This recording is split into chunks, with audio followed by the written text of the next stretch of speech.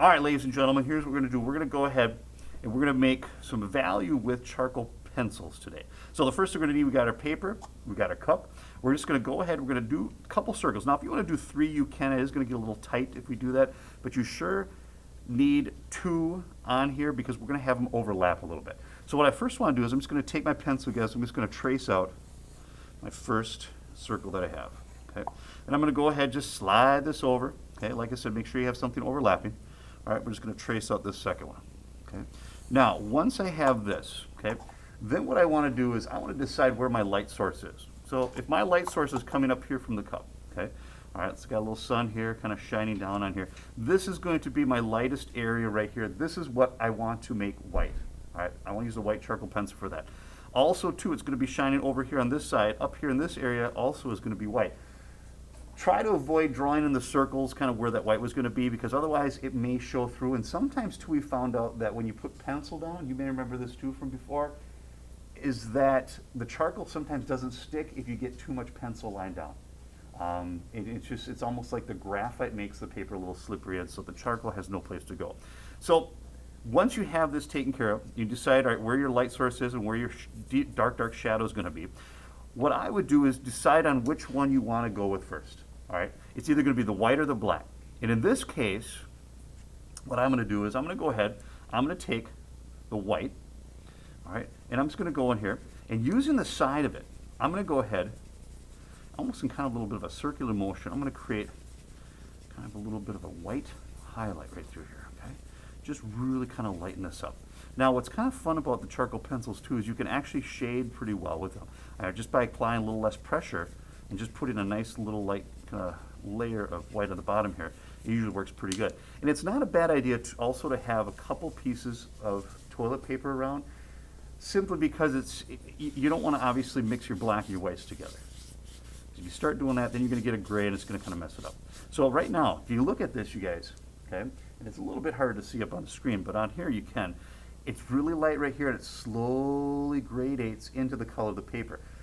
The gray of the paper is going to be your medium value. All right, that's going to be your medium value. If you need to go a little bit darker, you can always go ahead and kind of add a little bit of your graphite pencil down through here. You might want to kind of add a little bit right through here. I don't want to mix too much of this in because I want to make sure I have some black chalk in here. But this is going to kind of be a nice little transition then into the really dark charcoal pencil. One thing you're going to find out too is that with the charcoal pencil, that really gets dark. It's a nice dark black color. So I'm just going to go ahead and kind of add a little bit of that in through here.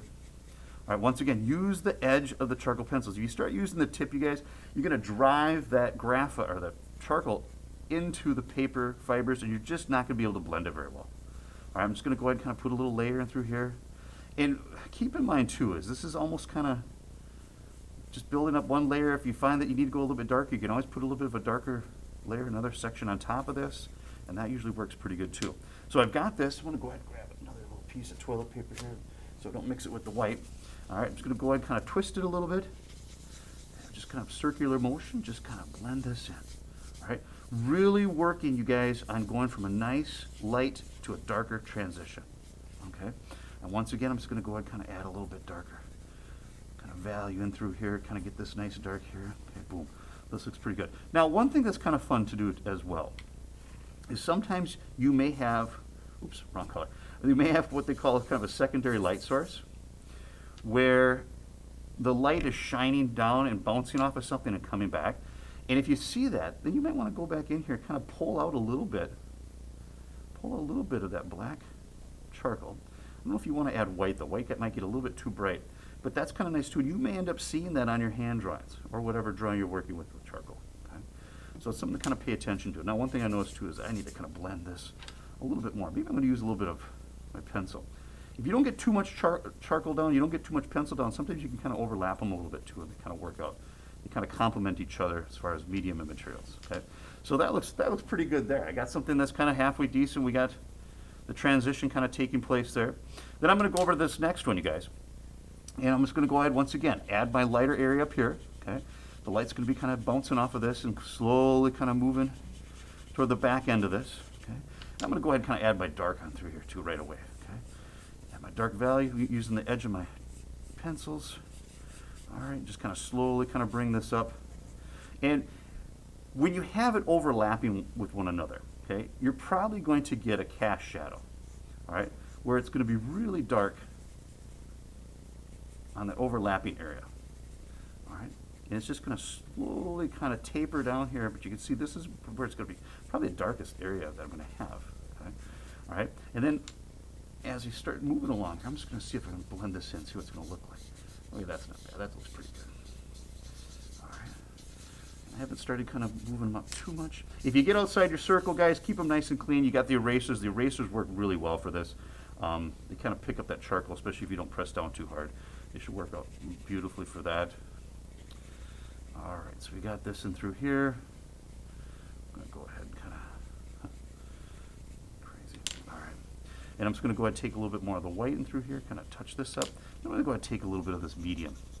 All right, the pencil, create a little bit more of kind of a darker to a medium value in through here. All right, kind of bring this up, and then let's see, where's that? Here we go. Go do this. You might be getting a little too dark there. If you get some areas that are too dark, go ahead and kind of touch it up with your eraser. And I'm going to go ahead and kind of get a little bit of the white and pull that down.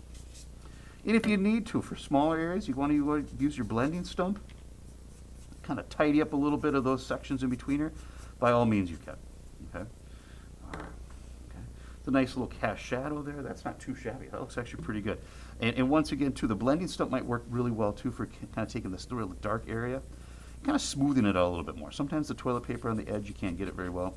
But there we go. That looks pretty good. One thing I would advise you not doing, though, is don't take the blending stump and use it for the whole thing.